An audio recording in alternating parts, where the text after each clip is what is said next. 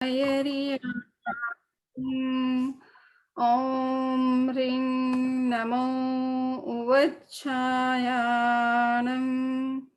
ॐ ह्रीं नमो लोये सव्वसाहूनम् ऐसो पंचनमुक्कारो सर्वपावपनाशनो मंगलानंच सव्वेसिं पढ़मं हवै मंगलम्।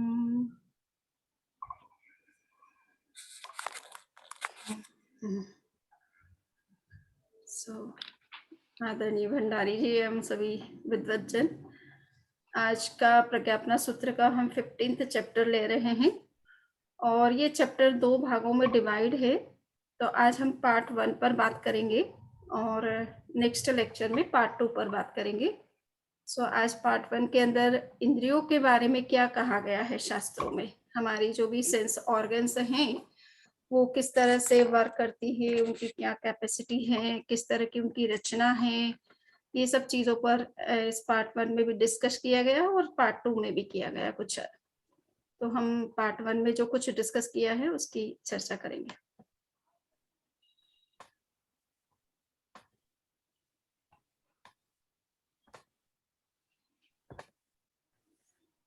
ये सूत्र नंबर 1 से 43 के अंदर जो कुछ इंद्रियों को लेकर के विचार हुआ है प्रज्ञापना सूत्र में, उसके ऊपर हम आज चर्चा कर रहे हैं।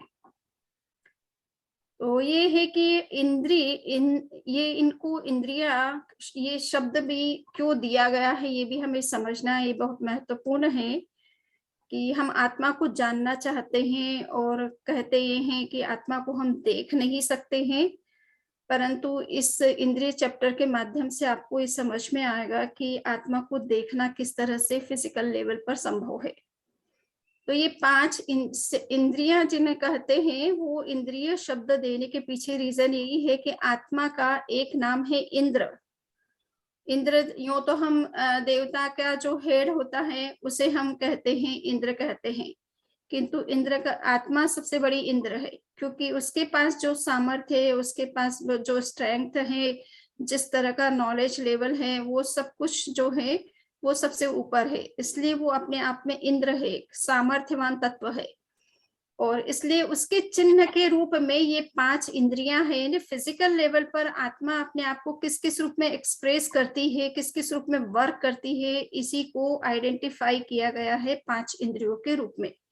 इसलिए इंद्र से इंद्रिय शब्द बना है, यानी जो इंद्र यानी आत्मा की पहचान कराने वाले फिजिकल लेवल पर जो चीजें हैं उनको इंद्रिया कहा गया है।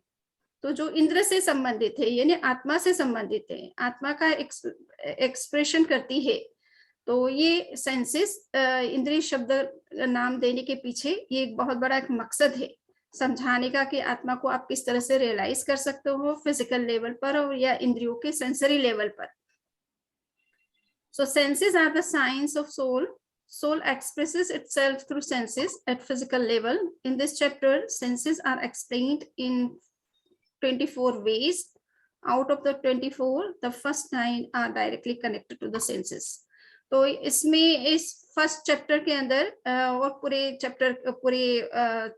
15th चैप्टर के अंदर 24 तरीके से इंद्रियों को एक्सप्लेन किया गया है। जो 9 मेन हमारे वेज हैं एक्सप्लेन करने के तरीके हैं आगमों के, वो 9 यहाँ पर मैंने इंडिकेट किए हैं। उसमें सबसे पहले है कि इंद्रियां कितने प्रकार के टाइप्स, एक मिसिंग है यहाँ पर। इंद्रियां कितने प्रकार की है, उनके शेप किस तरह के हैं, उनकी लेंथ कितनी है, उनकी विड्थ कितनी है, उनका वॉल्यूम कितना है, उनकी size in comparison to all other each of these senses, उनका साइज कंपैरेटिवली कितना है, टच यानी उनमें टच क्वालिटी किस तरह की है, वो ग्रास्पिंग पावर उनकी किस तरह की है, वो किस तरह से अपने सब्जेक्ट को ग्रास्प करती है, तो उसका मेथड क्या है और उनकी विषय क्या है। अब हम चलते हैं इंद्रियों के प्रकारों के ऊपर। तो इंद्रियां जो है वो 5 प्रकार की मानी गई है। जिनको हम आँख, कान, नाक, जिह्वा और स्किन टच इंद्रिय कहते हैं। तो ये 5 तरह की इंद्रियां होती हैं जिनके माध्यम से आत्मा बाह्य विषयों का ज्ञान करती है। तो जो भी फिजिकल चीजें हैं, मटेरियल ऑब्जेक्ट्स हैं, उनको इस सेंसेस के माध्यम से वो देख और जान सकती है। सो ये 5 उसके सोर्सेस हैं पदार्थों को या बाह्य जगत को जानने के। सो ये इन इंद्रियों के बारे में जो ये 2 प्रकार माने जाते हैं, फिजिकल इंद्रियां होती है और साइकिकल होती है। फिजिकल का मतलब है कि जो फिजिकल रूप में हमें जो उसका स्ट्रक्चर दिख रहा है, उसका फंक्शन जो फिजिकल लेवल पर हमें पता समझ में आ रहा है, वो सारा फिजिकल द्रव्य इंद्रिय कहलाती है।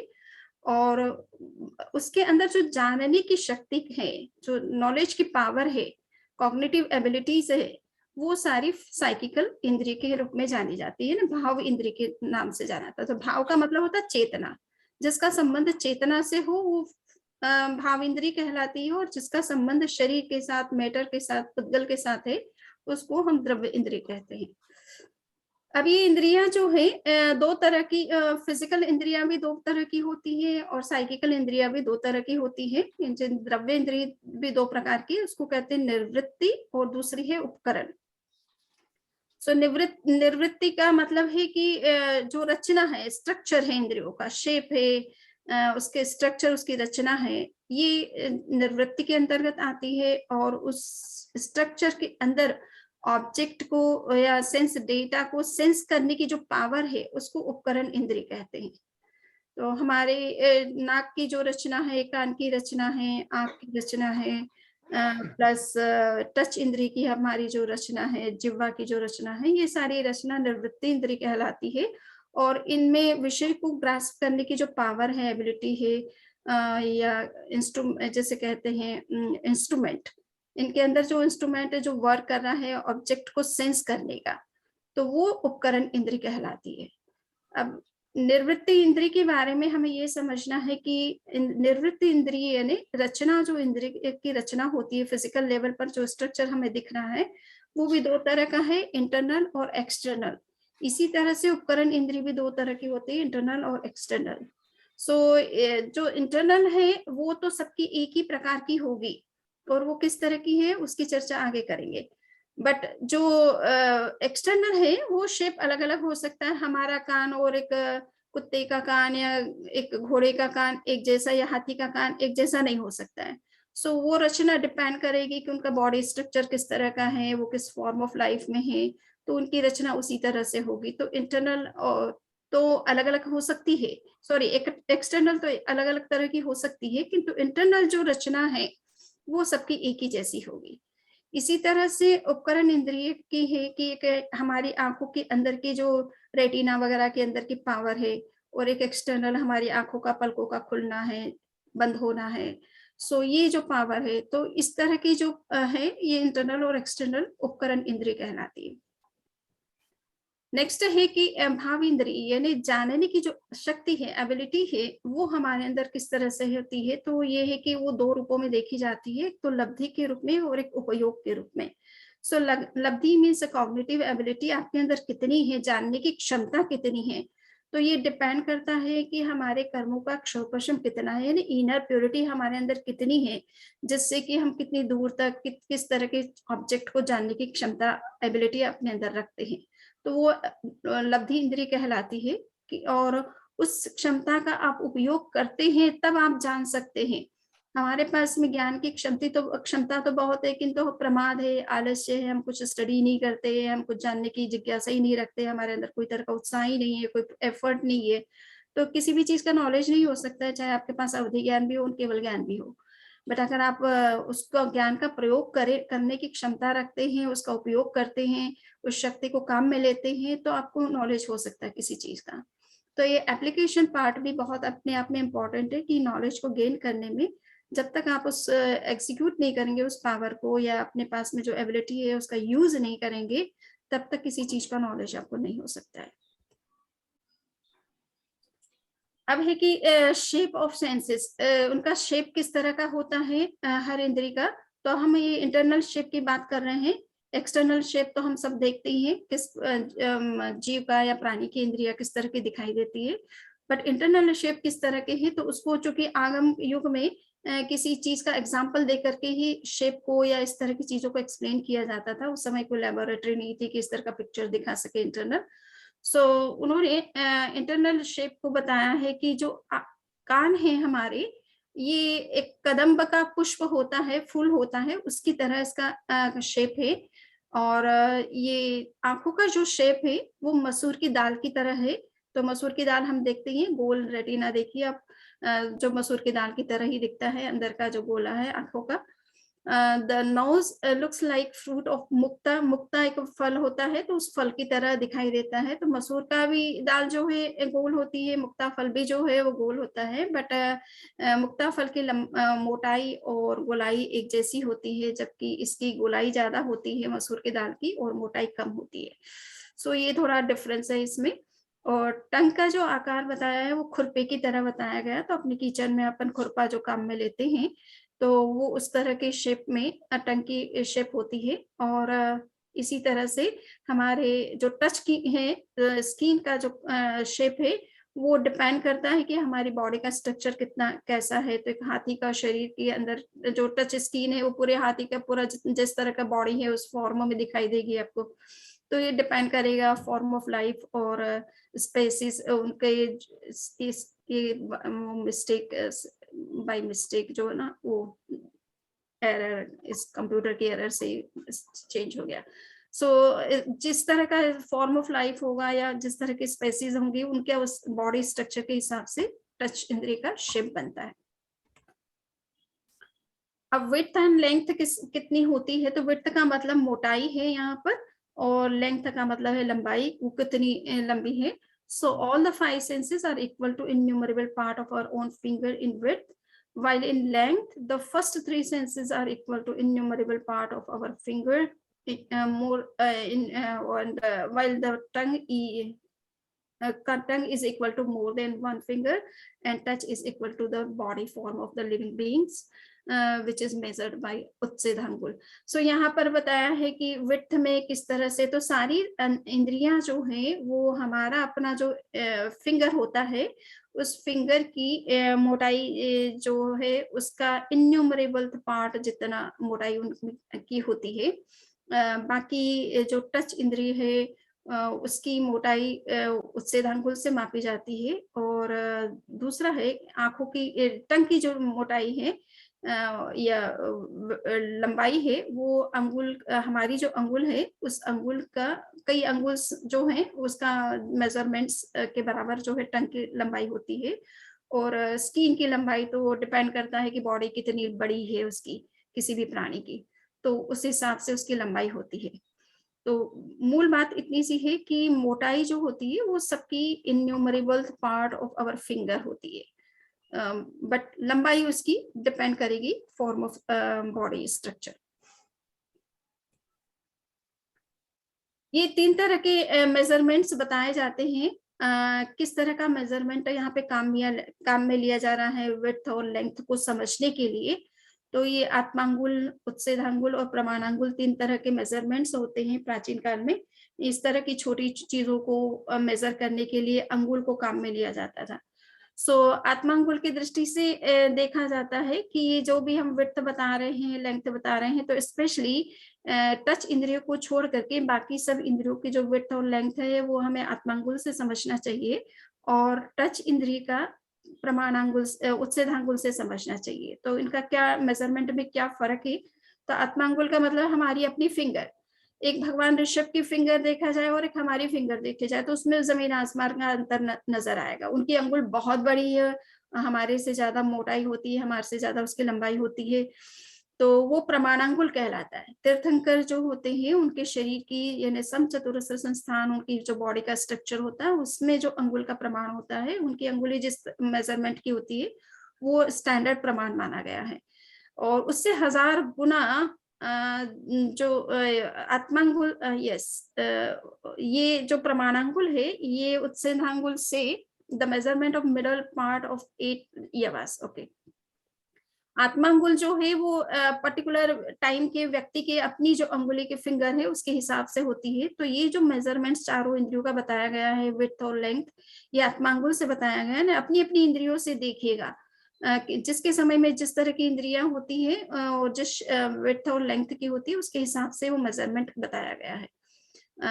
किंतु टच स्क्रीन के बारे में बताया जाता है, इस सेंस के बारे में बताया जाता है कि वो उसको उच्चेदांगुल से मेजर करना चाहिए। और उच्चेदांगुल से मेजर करने का तरीका है कि सबसे छोटा मेजरमेंट परमाणु का माना गया है।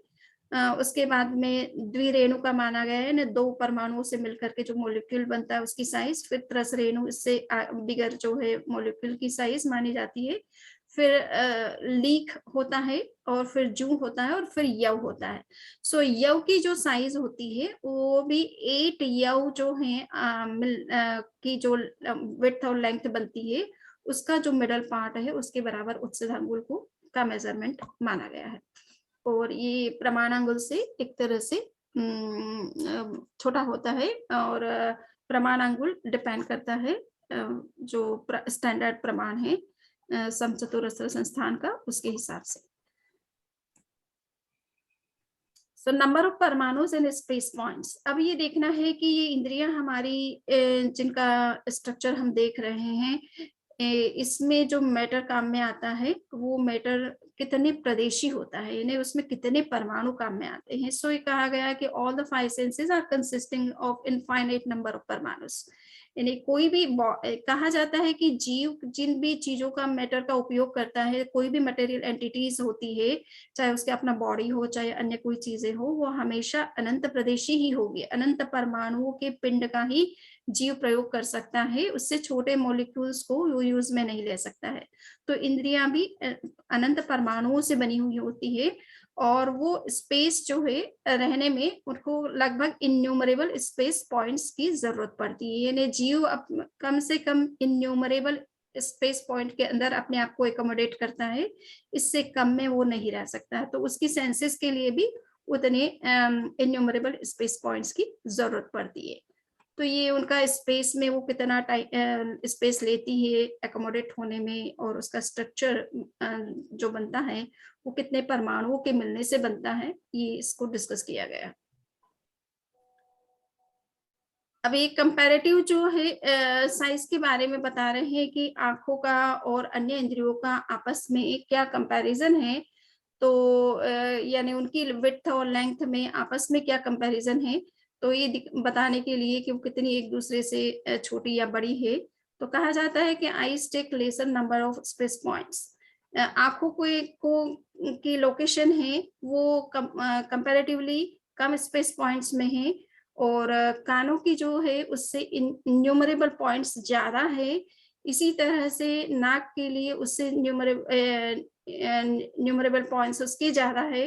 टंग के लिए इन्यूमरेबल स्पेस पॉइंट्स लगते हैं, और टच के लिए जो है उससे भी इन्यूमरेबल स्पेस पॉइंट्स ज्यादा लगते हैं। यानी उनकी लोकेशन कितने स्पेस में हो रही है उसको कंपैरेटिवली बताया गया। और in comparison to the number of space points of touch sense, the number of paramanus are infinite of the eyes. और जहां तक है कि एटम्स का नंबर भी देखा जाए तो ये कहा जाता है कि जितने स्पेस पॉइंट्स में टच इंद्रिय रहती है उससे इनफाइनाइट नंबर जो है ज्यादा आंखों के परमाणु का होता है। तो ये नंबर का कंपैरिजन बता रहे हैं कि स्पेस पॉइंट्स और जो परमाणु हैं उनमें भी अगर कंपैरिजन किया जाए तो उनके कंपैरिजन में भी ये नंबर का डिफरेंसेस आपको देखने को मिल सकता है। सो touch quality of the senses, इसमें ये बताया गया है कि इंद्रियां अपने विषय की को ग्रहण करती है, किंतु उनकी अपनी क्या टच क्वालिटीज होती है। यानी ये माना जाता है कि इंद्रियां वैसे तो अष्टस्पर्शी है, पुद्गल है, स्थूल पुद्गल के रूप में हमें दिखाई देती है, परंतु यहाँ पर विशेष रूप से उनकी 4 क्वालिटीज के बारे में, टच क्वालिटीज के बारे में बात की गई है कि एक तो रफ एंड हैवी और सॉफ्ट एंड लाइट। तो ये कहा जाता है कि all the 5 senses have 4 touches. ये 4 तरह के टच होते हैं। Rough and heavy touches of other 4 senses are infinite times more in number in comparison to the eyes. आंखों में जो रफनेस और हैवीनेस जो है वो इन कंपैरिजन कम होती है, और अन्य इंद्रियों में जो है रफनेस और हैवीनेस ज्यादा होती है। इसी तरह soft and light touches are infinite in all the four senses in comparison to the touch sense. और स्पर्श इंद्रिय की अपेक्षा यानी स्किन की कंपैरिजन में अदर सेंसेस में सॉफ्ट और लाइट टच जो है वो इनफाइनाइट नंबर ज्यादा होता है। तो ये इसमें बताया गया है कि टच इंद्रिय में जो है ये सॉफ्ट एंड लाइट टच जो है वो infinite in all the four senses in comparison to touch. ऐसा क्यों? तो कहा जाता है कि हमारी स्किन जो ऊपर की होती है और उसके नीचे जो उसकी सॉफ्टनेस होती है वो ज्यादा होती है, ऊपर की स्किन थोड़ी रफ हो जाती है, हैवी हो जाती है बाहर की जो एनवायरनमेंट के प्रभाव से, किंतु उसका इंटरनल पार्ट जो है वो ज्यादा सॉफ्ट रहता है। सो इस दृष्टि से उसमें सॉफ्टनेस भी होती है।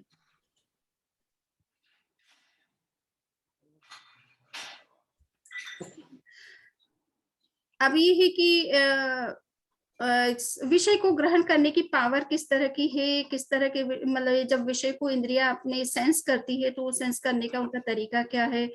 तो कहा जाता है कि दो तरह से इंद्रियां अपने विषय को सेंस करती है। एक तो ये है कि वो ऑब्जेक्ट के बिल्कुल क्लोज में कांटेक्ट में आने पर उसको ग्रहण करती है। एक ये है कि डिस्टेंस से उस विषय को ग्रास्प कर सकती है, तो उसको कहते हैं कि टचिंग और विदाउट टचिंग। यानी ऑब्जेक्ट को टच किए बिना भी वो जान सकती है और विदाउट टच किए बिना भी जान सकती है। तो ये किस कौन सी इंद्रिय की इस तरह की कैपेसिटी होती है, यहाँ पर बताया है कि आंखों को छोड़ करके बाकी सभी इंद्रियों को अपने विषय के साथ में क्लोज कांटेक्ट करने की जरूरत पड़ती है। शब्द कान में जब तक नहीं जाते हैं तब तक शब्द कान को शब्द नहीं सुनाई देते हैं। इसी तरह से टंग पर अगर हम कोई चीज रखते हैं तो उसका टेस्ट तभी आ सकता है जब वो हमारी जो जिह्वा है वो पदार्थ खाने वाला जो भी आइटम है उसके क्लोज कांटेक्ट में आती है। इसी तरह से हम किसी चीज की रफनेस या हार्डनेस या स्मूथ है या रफ है इस तरह का जब हम कभी जानना चाहते हैं तो उसे टच किए बिना हम नहीं जान सकते हैं। सो ये चार सेंसेस को अपने ऑब्जेक्ट के साथ में क्लोज कांटेक्ट में आने पर ही कोई ज्ञान होता है, परंतु आंखें दूर से भी किसी चीज को देख करके जान सकती है। और आंखों को अगर टच करके कोई ऑब्जेक्ट आप कोशिश करें जानने की तो आंखें उसको नहीं जान सकती। जैसे कि हम आंखों में अगर काजल लगाते हैं तो काजल हमें नहीं दिखाई देता है, तो वो इतना क्लोज होते हुए भी दिखाई नहीं देता। तो आंखों की ये है कि वो बिल्कुल जो चीज उससे टच कर रही है उसको नहीं देख पाती है, किंतु दूर अगर है कोई चीज तो उसे देख सकती है। तो इसको टच करने की जरूरत नहीं होती है। इसलिए शास्त्र में दर्शन के ग्रंथों में आंखों को अप्राप्यकारी इंद्रिय माना गया है और शेष चारों इंद्रियों को प्राप्यकारी माना गया है। प्राप्यकारी का मतलब है कि जो पदार्थ का के साथ क्लोज कांटेक्ट करके ही उसे जानने की क्षमता रखती है। और आंखें जो है बिना टच किए जान सकती, इसलिए ये अप्राप्यकारी इंद्रिय के नाम से जानी जाती है। तो अब इंद्रियों में भी ये है कि ये जो चार इंद्रियां हैं उसमें श्रोत्र इंद्रिय यानी कानों को छोड़ करके बाकी जो तीन इंद्रियां हैं जिनको हम कहते हैं स्पर्शन इंद्रिय कहते हैं या रसन इंद्रिय यानी जिह्वा कहते हैं या घ्राण इंद्रिय कहते हैं, तो इनकी कैपेसिटी ये है कि ये पदार्थ को बहुत ही ज्यादा क्लोज कांटेक्ट में आने पर ही जान सकती है, जबकि श्रोत्र इंद्रिय इतना क्लोज कांटेक्ट उसे नहीं चाहिए। थोड़ा बहुत शब्दों का जैसे ही स्पर्श होता है उतने मात्रा से वो शब्दों को ग्रहण कर सकती है। तो in comparison to other three indriyas से हमारे ईयर्स में कैपेसिटी ज्यादा होती है अपने विषय को ग्रहण करने की, और वो शीघ्रता से अपना जो जो भी सब्जेक्ट है उसे ग्रहण कर सकता है। अब यहाँ पर हम देख रहे हैं कि कितनी दूर से कौन सी इंद्रिय में कितनी जानने की क्षमता है, यानी कितने दूर से वो अपने ऑब्जेक्ट को जान सकती है। तो यहाँ पर एक इंद्रिय से लेकर के 5 इंद्रिय तक के जीवों की ग्रहण करने की शक्ति कितनी है, सामर्थ्य कितनी है, इसको बताया गया है। और ये एक तरह से मैक्सिमम सामर्थ्य की बात है। मिनिमम सामर्थ्य तो ये कि चीजें हर बहुत ही क्लोज में हो उन चीजों को जान सकते हैं, किंतु मैक्सिमम में बहुत डिस्टेंस से अगर कोई चीज आ रही है तो उसे भी जाना जा सकता है। तो आप ये देख रहे हैं कि एक इंद्रिय जीवों की जो स्पर्शन इंद्रिय की क्षमता, उनके पास चूंकि एक ही इंद्रिय है इसलिए वो अगर टच करने की वाली कोई भी चीज को जानना भी चाहे तो वो जान सकते हैं, अगर वो 400 धनुष से आगे की चीज है। इसी तरह से बेइंद्रिय जो दो इंद्रिय वाले जीव है वो 800 धनुष के डिस्टेंस पर रखी हुई चीज को जान सकते हैं स्पर्श के द्वारा, और जिह्वा के द्वारा वो 64 धनुष की डिस्टेंस पर रही हुई चीज को भी देख सकते हैं, जान सकते हैं, मतलब टच उसका टेस्ट कर सकते हैं। इसी तरह से 3 इंद्रिय वाले जीव हैं, वो 1600 धनुष वाले डिस्टेंस पर जो है स्पर्श से जान सकते हैं, और 128 धनुष की डिस्टेंस पर रही हुई जो चीज है उसका टेस्ट जान सकते हैं, और घ्राण इंद्रिय के द्वारा 100 धनुष की डिस्टेंस की चीज को जान सकते हैं। इसी तरह से 4 इंद्रिय वाले जीवों की है कि 3200 धनुष की डिस्टेंस पर रही हुई चीज को वो स्पर्शन इंद्रिय से जान सकते हैं। 256 जो है धनुष की डिस्टेंस पर रही हुई टेस्ट की चीज को जान सकते हैं। इसी तरह से 200 धनुष की डिस्टेंस पर रही हुई चीज घ्राण इंद्रिय को के माध्यम से जाना जा सकता है। असंगी पंचेंद्रिय जीव जो होते हैं वो 6400 धनुष के डिस्टेंस वाले पदार्थों को जान सकते हैं स्पर्शन इंद्रिय के द्वारा।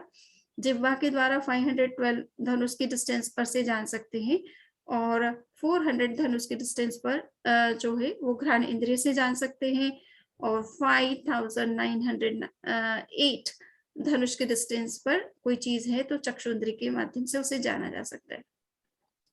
संगी पंचेंद्रिय जीव का जो है माना जाता है कि वो 9 योजन की दूरी पर रही हुई कोई चीज को स्पर्शन इंद्रिय के द्वारा जान सकते हैं। जिह्वा के द्वारा भी 9 योजन है, घ्राण के द्वारा भी 9 योजन की डिस्टेंस पर रखी हुई चीज को जान सकते हैं। चक्षु के द्वारा 1,00,000 योजन की दूरी पर रही हुई चीज को जान सकते हैं, और श्रोत्र इंद्रिय के द्वारा 12 योजन पर रही हुई चीज को जान सकते हैं। तो इतनी ज्यादा ये मैक्सिमम कैपेसिटी होती है इंद्रियों की कि वो इतनी दूर के पदार्थों को भी से आए हुए पदार्थों को भी जान सकते हैं। तो इतनी क्षमता उनके अंदर में होती है अगर उसको हम डेवलप करते हैं, इसलिए उसको कहते हैं इंद्रियों की पटुता। जब इंद्रियों का पाटव यानी इंद्रियों का जो कौशल है, एफिशिएंसी है, उसको अगर हम इंक्रीज कर लें तो वो इतनी दूर से आई हुई चीजों को भी जान सकते हैं।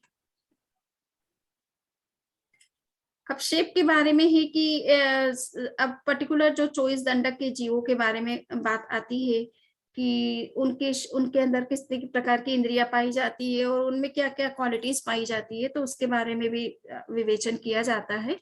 तो यहाँ पर ज्यादा मोटा मोटी ये समझना है कि बाकी सब चीजें कॉमन है सभी जीवों के लिए, केवल हमें ये देखना है कि थोड़ा शेप में जीवों के इंद्रियों की शेप की रचना में थोड़ा कुछ फर्क पड़ता है, और वो भी एक्सटर्नल जो इंद्रिय है और स्पर्शन इंद्रिय है उसकी रचना में स्पेशल, और जो बाह्य शेप है एक्सटर्नल जिसे हम निर्वृत्ति इंद्रिय कहते हैं, तो उसमें थोड़ा फर्क पड़ता है, क्योंकि उनकी बॉडी का जो स्ट्रक्चर है वो भी अलग अलग प्रकार का होता है। किसी का हुंडक संस्थान होता है, किसी का समचतुरस्र संस्थान होता है, किसी को 6 प्रकार के बॉडी सिस्टम स्ट्रक्चर्स हो सकते हैं।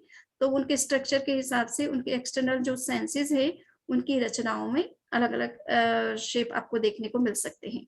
तो यहाँ पर हम एक इंद्रिय जीव को ले रहे हैं, तो पृथ्वी के जीव है मान लीजिए 1 सेंस्ड लिविंग बींग्स के अंदर, तो कहा जाता है कि पृथ्वी के जीवों का जो शरीर है वो दिखता है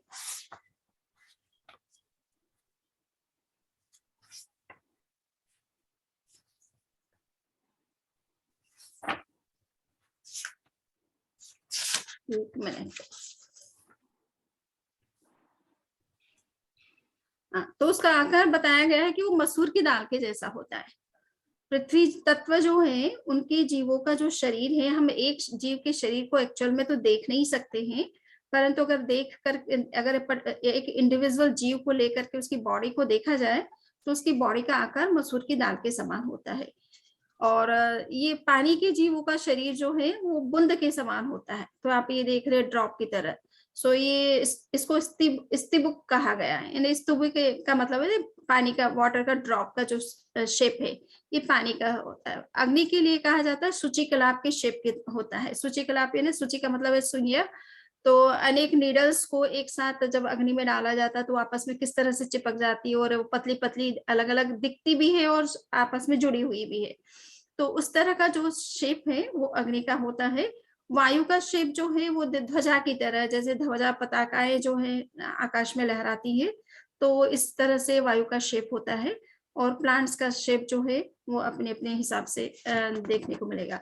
सो कहने का इतना सा मतलब है कि ये सेंसेस इनके पास में एक इंद्रिय है, किंतु एक इंद्रिय के अपने जो शेप है वो भी पांचों जीवों के 5 प्रकार के शेप हो जाते हैं। 2 इंद्रिय से लेकर के 4 इंद्रिय तक के जीवों को, जिन्हें विकलेंद्रिय शास्त्र में कहा जाता है, उनमें उनके पास पांचों इंद्रियां नहीं है, पूर्ण इंद्रिय नहीं वाले नहीं है, तो और वो एक इंद्रिय भी नहीं है, तो उनको विकलेंद्रिय कहा जाता है। तो ये तीनों तरह के जीव हैं, 2 इंद्रिय से लेकर के 4 इंद्रिय तक के जितने भी जीव हैं, इनका शरीर की रचना हुंडक संस्थान की मानी गई। हुंडक संस्थान उसे कहा जाता है जो शरीर से कुब्ज और वामन और हुंडक, मतलब बहुत ही भद्दा दिखाई देता है। तो उस तरह की जो रचना है उनके शरीर की होती है, इसलिए उनकी इंद्रियों का शेप भी उसके हिसाब से होगा। इसी तरह से नरक के प्राणियों की शरीर की रचना भी हुंड संस्थान होता है उनके अंदर, यानी उनकी हड्डियों का शेप जो है वो हुंड संस्थान की तरह होता है। सो उसमें भी उनकी इंद्रियों का भी शेप उसी तरह से होगा जैसा उनका अपनी बॉडी की रचना होगी। इसी तरह से all the 3 types of gods, जो हमारे 3 तरह के देवता माने गए हैं, चारों तरह के देवता है, मैंने 3 लिखा बट चारों तरह के देवता हो गए। सो उन सब का जो है समचतुरस्र संस्थान होता है, और समचतुरस्र संस्थान का मतलब होता है कि जो अगर वो बैठते हैं तो उनके चारों तरफ से आप मेजर करें तो एक ही प्रकार का मेजरमेंट निकलेगा। आप ऊपर से, नीचे से, दाएं से, बाएं से, चारों कोनों से देखेंगे तो वो उनका वो समकोण दिखाई देगा, उनकी बॉडी का स्ट्रक्चर। तो वो समचतुरस्र संस्थान वाले होते हैं, इसलिए उनकी बॉडी की रचना के हिसाब से उनकी सेंसेस का शेप होता है। मनुष्य में और तिर्यंच पंचेंद्रिय में 6 तरह के संस्थान हो सकते हैं, इसलिए जिसका जैसा संस्थान है उसके हिसाब से उसकी इंद्रिय की रचना होती है। तो इसके साथ ही ये चैप्टर आज का फिनिश होता है। जो पार्ट 1 में सेंसेस के बारे में जो कुछ जानकारी दी गई है उसकी चर्चा मैंने अभी की है। अब किसी के कोई क्वेश्चन है इस विषय में तो कर सकते हैं। आप में से किसी के भी कोई क्वेश्चन है तो हैंड रेज कर सकते हैं।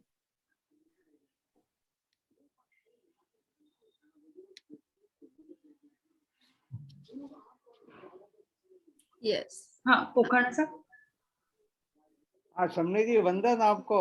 बहुत बहुत जबरदस्त मतलब व्याख्यान रहा है, बहुत जबरदस्त, और बहुत विस्तार से आपने बताया इन चीजों को। एक बहुत ही स्ट्राइकिंग प्रश्न है, मतलब वो ये है कि जो रेंज है, मतलब अलग अलग जीवों की अलग अलग सेंसेस के लिए, वो एक आपने बताया 5000 8 धनुष, और दूसरे के पीछे की तरफ कुछ वो 5000 ऐसा कुछ बताया आपने, मतलब एग्जैक्ट नंबर मेरे को याद नहीं है। तो इतनी जो एक्यूरेसी जो प्राप्त की गई है, इतनी एक्यूरेसी, मतलब के 8 धनुष का या 20 धनुष का या ऐसा डिफरेंस बताया गया है, मतलब तो उसके अंदर ये, मतलब मैं बहुत ही मैथमेटिकल मेजरमेंट जो करते हैं आजकल साइंटिफिक इंस्ट्रूमेंट से, और वो जो एक्यूरेसी की बात करते हैं, वो एक्यूरेसी इसमें परिलक्षित होती है। मतलब अब ये कैसे उन्होंने मतलब इस चीज को प्राप्त किया, इतनी एक्यूरेसी, इतनी इतनी हाई लेवल ऑफ परफेक्शन कह सकते हैं, ये बहुत बड़ी बात है, बहुत बड़ी बात है। मतलब और मेरे को लगता है इसके पीछे एक मेजरमेंट प्रोसेस क्या रहा होगा, नापने की विधि क्या रही होगी, मतलब ये इंट्यूशन से था या कैसे था, मतलब क्योंकि नंबर में जब नंबर की बात आती है तो 5008 क्यों था, 5009 क्यों नहीं, या 5007 क्यों नहीं, मान लो। तो इतनी एक्यूरेसी की जो बात है वो बहुत बहुत आश्चर्यचकित है, बहुत आश्चर्यचकित है। मतलब तो इसके सेक्टर में हमको थोड़ा और आगे बढ़ना चाहिए, मतलब वो आगे आज के जो मेजरमेंट्स हैं उसको अपन शायद वो करके और कुछ कर सकते हैं, बहुत बड़े एक्सपेरिमेंट जिसमें प्लान किया जा सकता है, मतलब एक्चुअली में। तो एक तो ये प्रश्न है।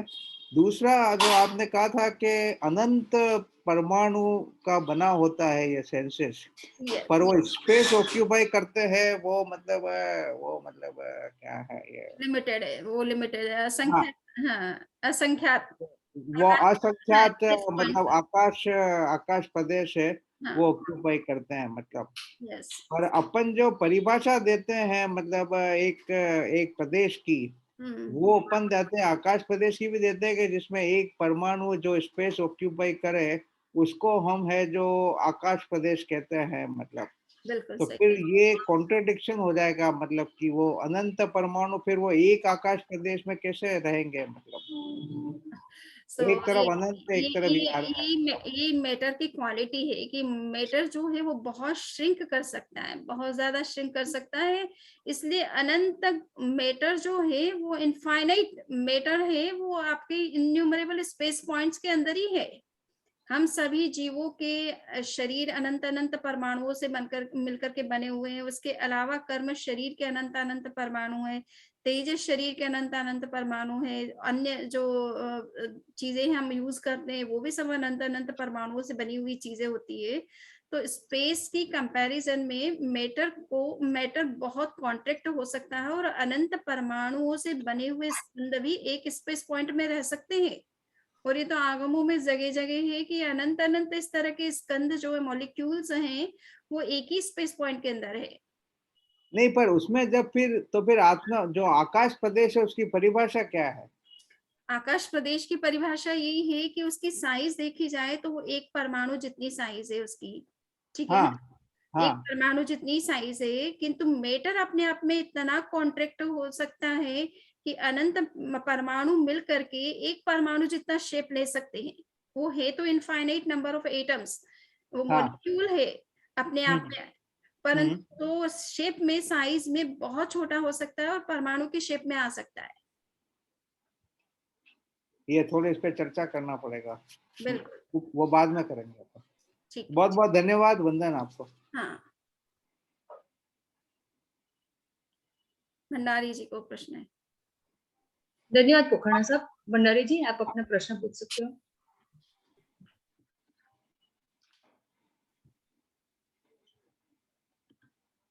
आप म्यूट है। भंडारी सर। आपने बहुत सुंदर तरीके से इंद्रियों के बारे में समझाया, इसके लिए सबकी ओर से मैं आपका आभार व्यक्त करता हूँ। एक दो प्रश्न है वो पूछना चाहूंगा। एक तो आपने जो रिसेप्शन का बताया कि आंखों का टच किए बिना वो देख सकती हैं, और कान का कि वो ध्वनि टच करती है तब सुनाई देता है। हाँ। तो अभी जो हमारी समझ है उसके अनुसार वो जब तक लाइट आंख को टच नहीं करेगी तब तक दिखाई नहीं देगा।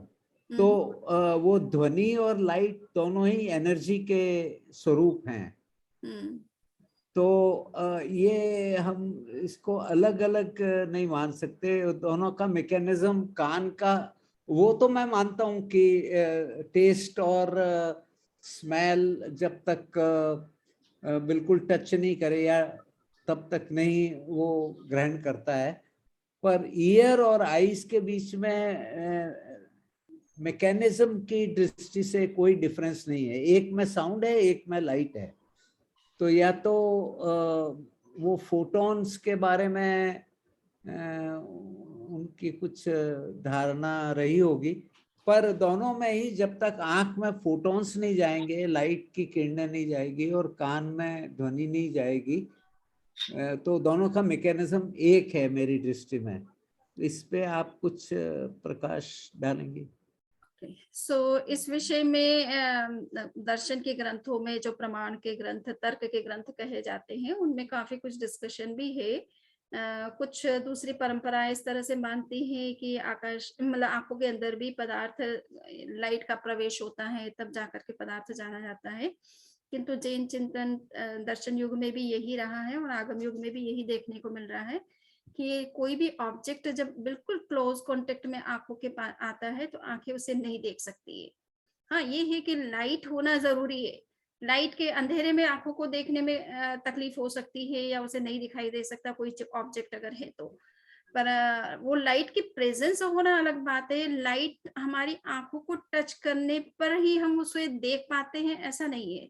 लाइट की प्रेजेंस में पदार्थ दूर से भी देखे जा सकते हैं, तो उसको टच करने की जरूरत नहीं हो। जो भी पदार्थ, आप ये एग्जांपल दिया जाता है कि काजल है अपन लगाते हैं, जो जितना पदार्थ बिल्कुल आंखों को टच करता हुआ अगर होगा तो आंखें उसे नहीं देख सकती है।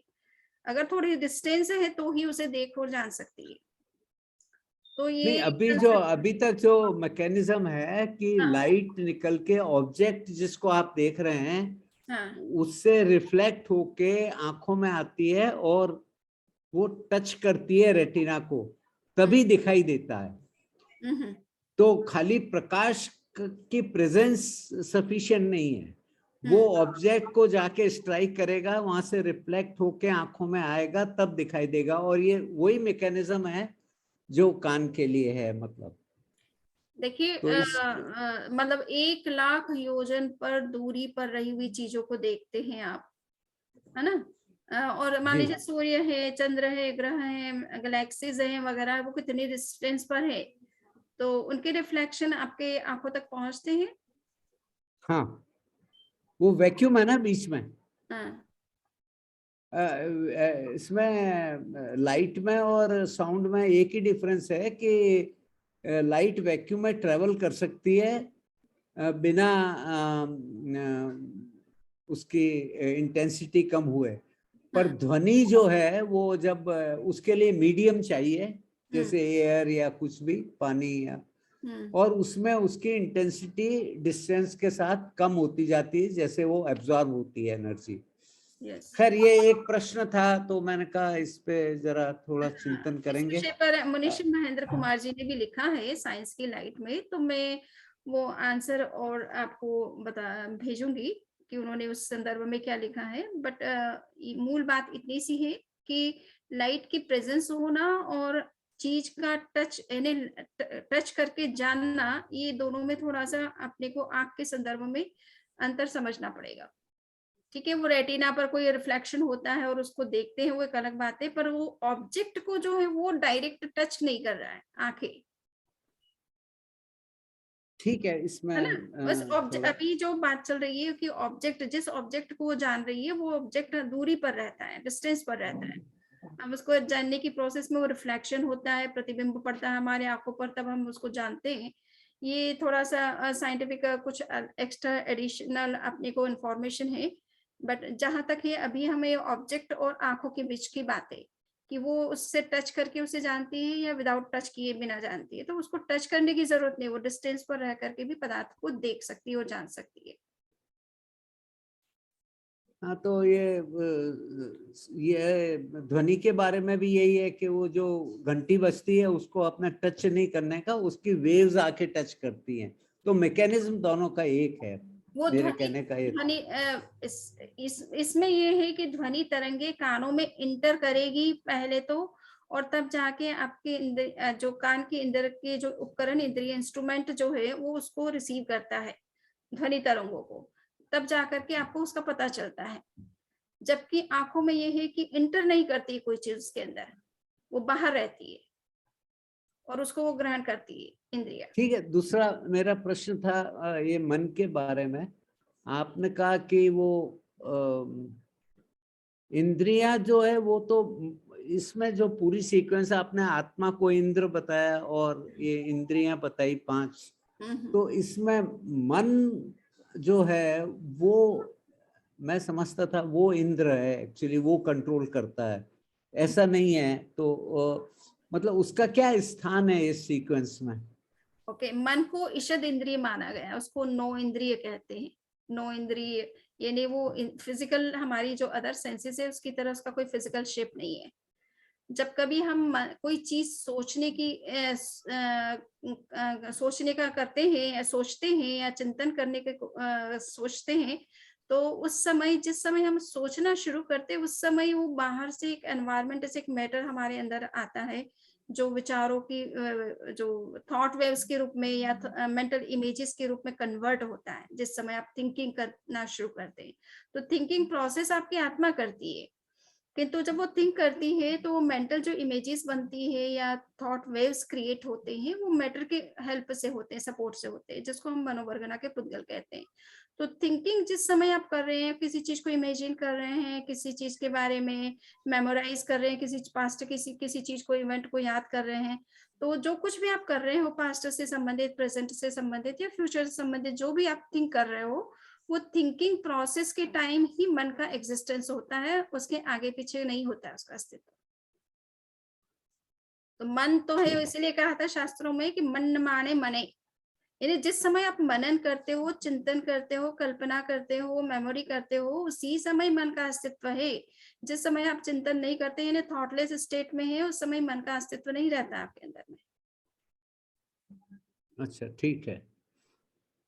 ये जो पोखरना साहब ने जो प्रश्न किया था परमाणु के बारे में, हाँ, तो परमाणु एक प्रदेश को ऑक्युपाई करता है, ये उसकी डेफिनेशन आपने बताई थी, मतलब। यस यस यस, हाँ। अब उसमें असंख्य परमाणु रह सकते हैं, वो एक अलग प्रॉपर्टी है, ऐसा मैं कहना चाहता हूँ। वो इंटरफियर नहीं करते उसी स्थान में, वो स्थान ऑक्युपाई नहीं करते एक्चुअली। पर जिस हाँ, मतलब शास्त्रीय भाषा में ये है कि एक, आपने पिछली बार लेक्चर्स में कुछ आया भी था ना, कि एक प्रदेशावगाढ़, अनेक प्रदेशावगाढ़, अनंत प्रदेशावगाढ़। सो ये जो बात कही जाती है, या असंख्य प्रदेशावगाढ़, यानी अनंत अनंत मैटर जो है वो असंख्य स्पेस पॉइंट के अंदर ही है, क्योंकि कॉस्मिक जो स्पेस है वो तो असंख्य प्रदेशों का ही है, उससे आगे नहीं है। सो अनंत मैटर तो अनंत है, किंतु उस अनंत मैटर को एकोमोडेट उस असंख्य आकाश प्रदेशों में ही करना है। और एक ही स्पेस पॉइंट के अंदर अनंत अनंत इस तरह के परमाणु, फ्री परमाणु भी हैं, मॉलिक्यूल्स भी हैं, 2 प्रदेशी, 3 प्रदेशी लेकर के अनंत प्रदेशी स्कंद मॉलिक्यूल्स भी हैं, और उसी स्थान पर जीवों के प्रदेश भी है। इतनी आकाश की क्षमता होती है, स्पेस की क्षमता बहुत ज्यादा होती है। एग्जैक्टली उस आप जो कह रही हैं सही है। स्पेस को टाइम से और मैटर से भी ज्यादा सूक्ष्म माना गया है। सही है, ठीक है। और कोई प्रश्न हो तो? और किसी के कोई प्रश्न है? सॉरी।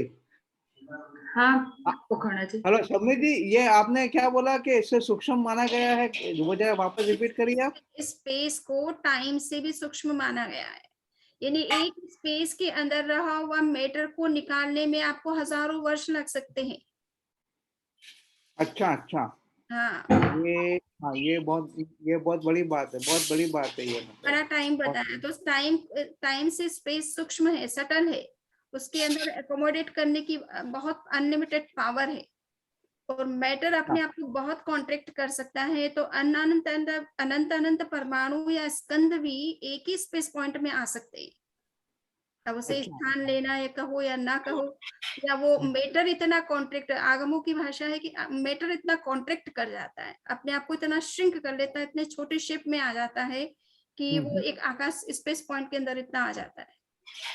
और उसको अगर आप बाहर दो प्रकार के मैटर होते हैं। हाँ, विज्ञान की दृष्टि से, एक बोसॉन होता है, एक फर्मियन होता है। ओके, तो वो डायमेंशनलेस होता है, मतलब बोसॉन। हाँ, तो डायमेंशनलेस होता है, तो एक प्रदेश में असंख्य परमाणु आ सकते हैं, क्योंकि उनका डायमेंशन ही नहीं है। एक स्पेस पॉइंट में असंख्य फोटॉन्स आ सकते हैं, लाइट के पार्टिकल। लेकिन जो फर्मियन होते हैं, जैसे इलेक्ट्रॉन है, प्रोटॉन है, इनका डायमेंशन होता है, इनका वॉल्यूम होता है, इनका मतलब ये कण होते हैं। तो ये ऑक्युपाई करते हैं स्पेस को, वो एक जगह में दो नहीं रह सकते साथ साथ। पर परमाणु एक ही स्थान पर असंख्य रह सकते हैं, ये इनकी क्वालिटी अलग है। तो ये विज्ञान की दृष्टि से इनको बोसॉन और फर्मियन, ये 2 भागों में विभक्त किया गया है। फर्मियन जो है वो स्पेस ऑक्युपाई करते हैं, और बोसॉन जो है वो स्पेस ऑक्युपाई नहीं करते। जैनिज्म में क्या है, मैटर के भी 2 रूप माने हैं, एक तो सटल है और एक ग्रोस है। ग्रोस तो स्पेस लेता है, किंतु सटल के लिए स्पेस की जरूरत नहीं होती है, चाहे वो अनंत परमाणुओं से बने हुए मॉलिक्यूल से ही क्यों ना हो। एग्जैक्टली, है ना। और आप असंख्य की बात कर रहे हो, जैन आगमों में तो कहा है कि एक ही स्पेस पॉइंट के अंदर अनंत परमाणु रह सकते हैं, अनंत जी अनंत अनंत 2 प्रदेशी से लेकर के अनंत प्रदेशी स्कंध रह सकते हैं, मॉलिक्यूल्स रह सकते हैं। और वो सटल रूप में अगर हुए हैं तो वो कितने भी एकोमोडेट कर सकता है स्पेस उसको। तो सटल और ग्रोस का भी थोड़ा फर्क है मैटर का। तो वो मूल है कि सटल फॉर्म में है तो वो बहुत सारा मैटर एक ही स्पेस पॉइंट में आ सकता है। अच्छा तो शबनी जी, आपने एक, हाँ सॉरी, भंडारी साहब आप बोले। नहीं, मैं कह रहा था और प्रश्न है तो वो आप हाँ, बताए, एक पूछे। मिनट, एक मिनट। हाँ, ये आपने समझ जी अभी बीच में कुछ बोला था कि मन के अंदर कुछ मतलब भाव पैदा होते हैं, ठीक है। उसके बाद में ही हमारी इच्छा होती है कि हम कोई चीज देखना है, जैसे बाहर कोई मान लो सब चश्मा पड़ा है या कोई वस्तु पड़ी है, उसको देखना है, तो पहले वो भाव हमारे मन में पैदा होंगे।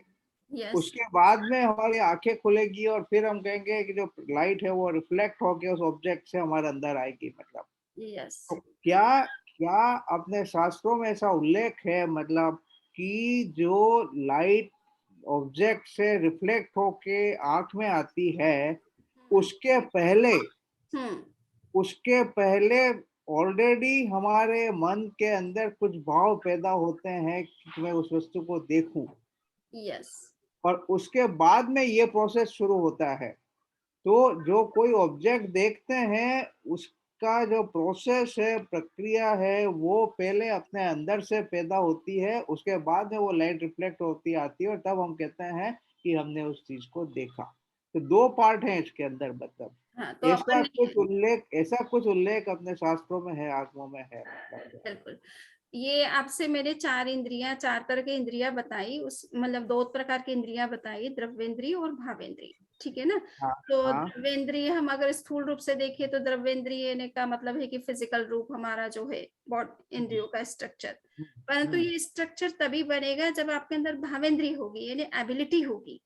हाँ, दूसरा है हाँ, कि हाँ, आप इन इंद्रियों के होते हुए भी आपको नॉलेज तभी होगा जब आप उस पावर को यूज में लेना चाहेंगे, कि मुझे हाँ, ये देखना है, कि मुझे ये जानना है, तभी आप हाँ, ये हाँ, इंद्रियां आपको हेल्प करेगी किसी चीज को जानने हाँ, में, देखने में।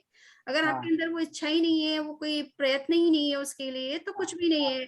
तो कई लोग होते हैं, टैलेंट तो बहुत है, किंतु वो अपने लाइफ में कुछ अचीवमेंट नहीं करते हैं, क्योंकि वो प्रमाद में, आलस्य में, उनको कोई इंटरेस्ट नहीं है किसी चीज में, तो वो कुछ नहीं करते हैं अपने लाइफ में। उनके पास एबिलिटी की कमी नहीं है, टैलेंट की कमी नहीं है, बट उसका यूज नहीं हो रहा है। सो हम्म, यूज करने में आपके अंदर इच्छाएं तो जनरेट होती है कि आप इस चीज को जानना चाहते हैं, उस चीज को जानना चाहते हैं, तभी जाकर के आपकी इंद्रियां फिर उस डायरेक्शन में वर्क करती है। हाँ, हाँ, आपकी हाँ, कैपेसिटी के हाँ, हिसाब से आपको उस चीज का, पदार्थ का नॉलेज होता है। हाँ, हाँ, तो हाँ, इसीलिए कहा जाता है कि शास्त्र में कहा है कि सत्याम लब्धो उपयोग उपयोगो, यानी हम्म, पहले, सबसे पहले आपके अंदर एबिलिटी होनी चाहिए। आप कोई चीज जाना, मैं मैथमेटिक्स को समझने की बहुत कोशिश करती हूँ, बट मेरा मैथमेटिक्स बहुत ही वीक है। सो हम्म, भंडारी जी, इसलिए मेरे को साइंस में थोड़ा कभी कभी वो इक्वेशन को समझने में कठिनाई होती है, क्योंकि वो हम्म, मैथमेटिक्स मेरा बहुत पुअर है। तो मैं हम्म, कोशिश कितना भी करूँ, अगर मुझ में वो एबिलिटी नहीं है, तो वो चीजें प्रयत्न करने से धीरे धीरे डेवलप होती है, परंतु हम्म, फिर मुझे लगता है कि इतना एफर्ट ज्यादा करना पड़ रहा है और गेन कम हो रहा है, तो मैं उतना एफर्ट ही नहीं करती उस डायरेक्शन में। सो कहने का हम्म, मतलब है कि अगर मेरे अंदर वो एबिलिटी नहीं है, तो मैं उस सब्जेक्ट को नहीं समझ पाती। मैथमेटिक्स समझना मेरे लिए बहुत डिफिकल्ट है। तो क्षोभ पशम के, तो एबिलिटी सबसे पहले होनी चाहिए, फिर उसका उपयोग होना चाहिए, और उपयोग होगा तो आपकी उपकरण इंद्रिय और द्रव्येंद्रिय, यानी जो फिजिकल है अपरेटस है, वो वर्क करेगा। अदरवाइज वो वर्क नहीं करता है, वो ठीक है, वो है। मैं आपको उसी का वो इसीलिए पूछा है, शार्ट क्वेश्चन इसलिए पूछा हाँ। कि वो जो मैंने जो प्रोजेक्ट रिपोर्ट लिखा है उसके अंदर एक कंसेप्ट आता है, फेज कंजुगेट एडेप्टिव रेजोनेंस। हम्म। तो ये एक वो एस्ट्रोनॉट जो थे, मतलब ये अपने एडवर्ड मिचेल। एडगर मिटचल, तो हम्म। उनका जो आर्टिकल है उसके आर्टिकल में ये कंसेप्ट डिफाइन किया है उन्होंने। मतलब कि हम्म। उन्होंने कहा है कि जब हम कहते हैं ऑब्जेक्ट से लाइट रिफ्लेक्ट होके हमारे आंखों में आती है तब हम देखते हैं, हम्म। वो कहते हैं कि साइमल्टेनियसली हमारे दिमाग से एक वर्चुअल वेव निकलती है दिमाग से, हम्म। और उस वर्चुअल वेव और वो जो लाइट ऑब्जेक्ट से रिफ्लेक्ट होके आती है, हम्म। दोनों के कॉम्बिनेशन से एक स्टैंडिंग वेव का कंसेप्ट है, मतलब साइंस के अंदर, कि हम्म। बोले वो स्टैंडिंग वेव बनती है, उसके कारण हम ये कोई भी चीज को देख पाते हैं। अगर वो स्टैंडिंग वेव नहीं बनेगी तो हम कोई भी चीज नहीं देख सकते। और वो यहाँ तक कहते हैं कि जो 3 डायमेंशनल एस्पेक्ट देखते हैं उसके लिए तो वो जरूरी है। हम्म। तो उस समय से ही मेरे दिमाग में आई थी ये प्रश्न के ऐसा कुछ एनालॉग अपने है क्या शास्त्रों में, तो मैंने एक और, वो मेरे को याद नहीं आ रहा, मेरे पास पड़ा हुआ है, शायद नंदी सूत्र है या कौन सा है, उसमें ये कंसेप्ट दे रखा है, मतलब तो वो मैं आपसे डिस्कस करना चाहूंगा। तो ये बहुत जबरदस्त सिमिलरिटी है कि जो भाव, मतलब जो आप कह रहे हैं भाव इंद्रिय, तो भाव इंद्रिय से ऐसा कुछ दोनों में इमिशन होता है, जब जो ये होता है दूसरा वो शुरू हो जाता है उधर से, और दोनों का इंटरेक्शन होता है। वो उसने एक डायग्राम भी दे रखा है। भाव इंद्रिया तो आत्मा का भाग है। हाँ, भाव इंद्रिया तो आत्मा का भाग है, वास्तव कोई इमिशन नहीं होता। नहीं वही तो एक्चुअली वही क्वेश्चन आ रहा है, मतलब वही क्वेश्चन आ रहा है, तो इसीलिए मैंने पूछा कि उसमें वो मेरा क्लेरिफिकेशन चाहिए। वो एक्चुअली उसका मतलब फोटो आप चाहे तो मैं दिखा सकता हूँ, मतलब 1 मिनट के लिए मेरा टाइम दीजिए आप। तो कछारा साहब, आपने एक कहा भाव इंद्रिय आत्मा का है या मन का है, मतलब भाव ये नहीं, आत्मा का भाग है, आत्मा का भाग है। देखिए, देखना, जानना, देखना आत्मा का स्वभाव है, वो दिल का नहीं है, तो वो आत्मा का स्वभाव है। तो भाव इंद्रिया ज्ञानावरणीय कर्म के सहयोग से बनती है भाव इंद्रिया। साथ साथ समझ जी, मेरा भी एक क्वेश्चन था, थोड़ा सा समझना था कि हाँ, हम जो स्वप्न बोलते हैं तो उसमें जो आंखें बंद होती है, बाहर से कुछ भी अंधेरा होता है, उसके बावजूद भी दिखाई पड़ता है, तो वो देखना कहते हैं कि नहीं कहते हैं? वो आत्मा से तो दिख ही रहा है ना, हाँ, देखने की क्षमता तो आत्मा में है ना, हाँ, तो इंद्रियां वहां तो फोटोन, हाँ, वहां फोटोन कहीं उपयोग में आया ही नहीं, ऐसा कह सकते हैं क्या भंडारी जी? नहीं, आपका प्रश्न समझ में नहीं आया। चारों ओर अंधेरा है, आंखें भी मुंद की हुई है, उसके बावजूद भी स्वप्न दिखाई देता है, तो क्या वो देखना कहते हैं कि नहीं कहते हैं, सबसे पहला। और अगर उसको देखना कहते हैं तो वहां फोटोन की कहाँ हमने उपयोग किया, वो समझना था। हाँ, उसको देखना कहते हैं, वो उसको जो 4 अवस्था बताई है ना, कि जागृत, स्वप्न, सुसुप्ति और वो चतुर्थ क्या बोलते हैं, सूर्यावस्था। हाँ, तो ये 4 वेल डिफाइंड है, मतलब इसमें ये देखना तो देखना ही है। स्वप्न में क्या होता? हाँ, आप बोले। हाँ कचारा जी, अब बताइए। स्वप्न में क्या होता है कि निद्रा अवस्था है, तो जो दर्शनावरणीय कर्म का वो एक सब डिवीजन है। तो निद्रा अवस्था होती है तो दर्शनावरणीय कर्म काम नहीं करते हैं, तो केवल ज्ञानावरणीय कर्म के माध्यम से हम लोग स्वप्न देखते हैं। हाँ, जो कॉग्निशन है जो जागृत अवस्था में, उसमें दर्शनावरणीय और ज्ञानावरणीय कर्म दोनों ही है, दर्शन और ज्ञान दोनों काम आते हैं, तब जाके कॉग्निशन होता है जागृत अवस्था में। निद्रा अवस्था में दर्शन काम नहीं कर रहा है, केवल ज्ञान काम कर रहा है, और वो मन के माध्यम से काम करता है। तो जो हम देख रहे हैं वो मन में पिक्चर बन रही है, आंखों से नहीं बन रही। हाँ, मतलब वो उसमें ये इंद्रिय का कहीं रोल नहीं है ना? नहीं, बिल्कुल नहीं है, मन का रोल है। मन का रोल है। हाँ, धन्यवाद।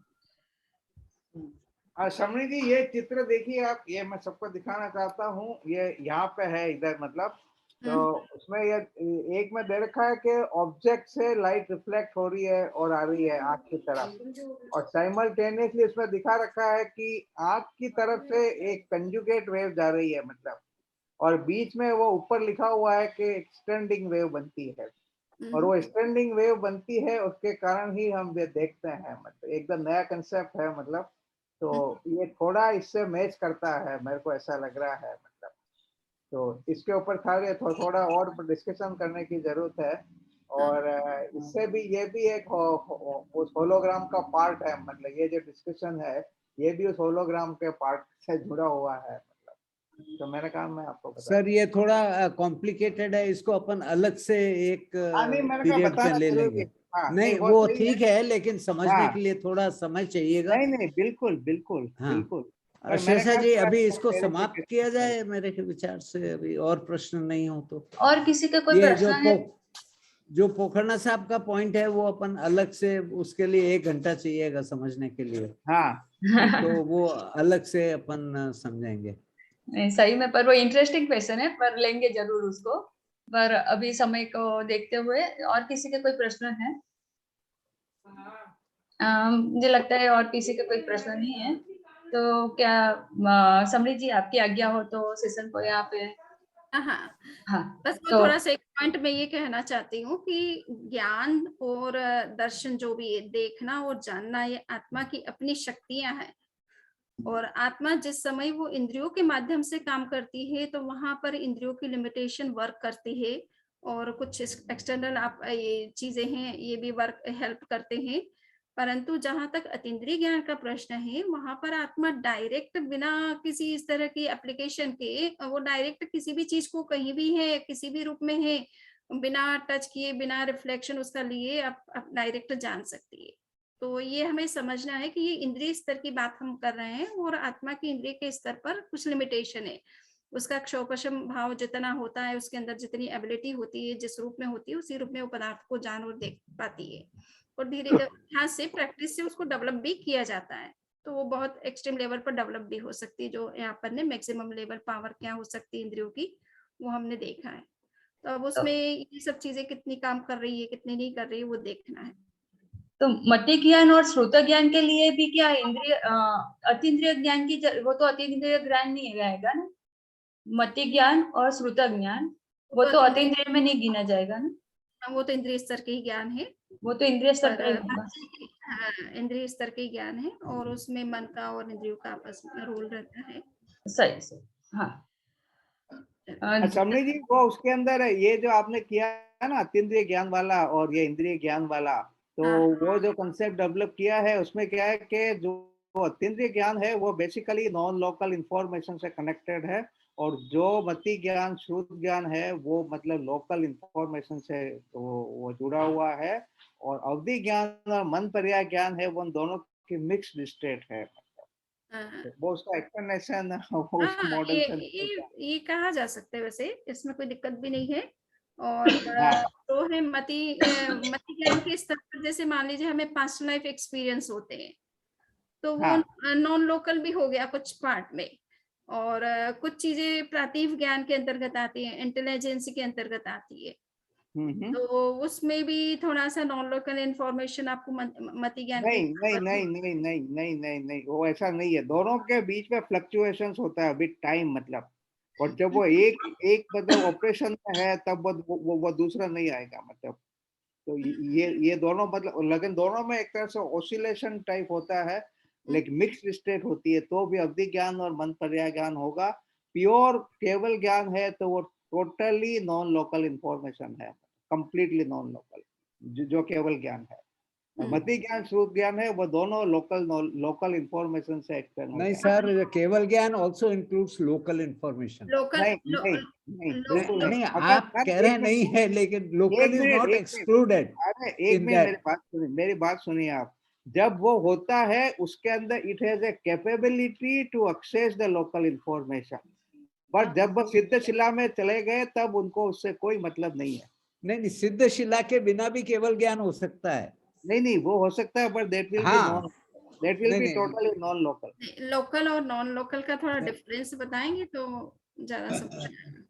नॉन लोकल में जो ईपीआर पैराडॉक्स है उससे कंसेप्ट आया नॉन लोकल इंफॉर्मेशन का, कि 2 इलेक्ट्रॉन है, उनकी स्पिन अपोजिट है।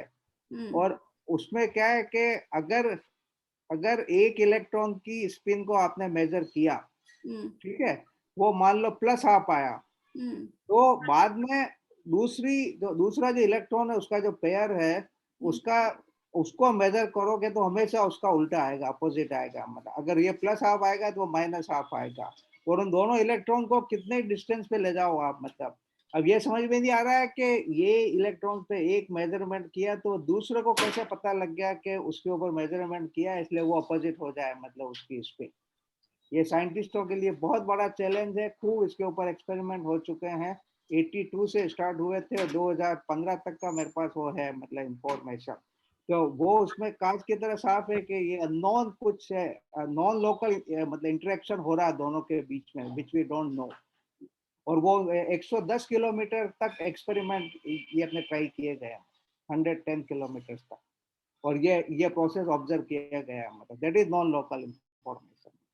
अभी जैसे अपन इंद्रियों की जो मैक्सिमम कैपेसिटी की बात की है, तो वो देखिए कि लोकल नहीं हो, नॉन लोकल इंफॉर्मेशन आ रही है उन तक, इंद्रियों तक, है ना। हाँ, तो ज्ञान है ना, कितनी डिस्टेंस से आ रही है, तो हाँ, उसको भी जानने की क्षमता हो सकती है अगर हम उसकी शक्ति को बढ़ा लेते हैं, विकसित कर लेते हैं। हाँ, हाँ, हाँ, हाँ, बिल्कुल। तो मतलब कहने का मतलब है कि इंद्रिय के स्तर पर भी कुछ सूचनाएं आपको नॉन लोकल भी मिल सकती है, लोकल ही हो सारी ये जरूरी नहीं है, बट हाँ जनरल कॉमन जो है हमारी सेंसेस है, कॉमन वो प्रोसेस होगा, कैपेसिटी है, वो लोकल इंफॉर्मेशन की ज्यादा है। वो प्रोसेस ऑफ कन्वर्शन होगा from non local to local, वो थ्रू सेंसेस हो सकता है, बट देट वो उसका लिमिटेड रोल होगा, बहुत लिमिटेड रोल होगा। वो सही है, जो मैंने विजुलाइज किया मतलब वो बता रहा हूँ। ओके, इस पे चर्चा करेंगे वो।